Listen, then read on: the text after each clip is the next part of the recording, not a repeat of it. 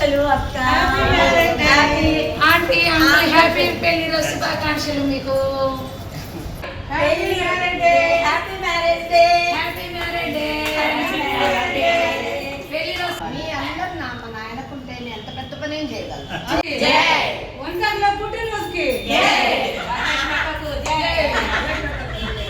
ఈరోజు వాసవి వనితా క్లబ్ కూడా పుట్టినరోజు. వాసవి వనితా క్లబ్ మార్కాపూర్ కూడా ఈ పుట్టినరోజు.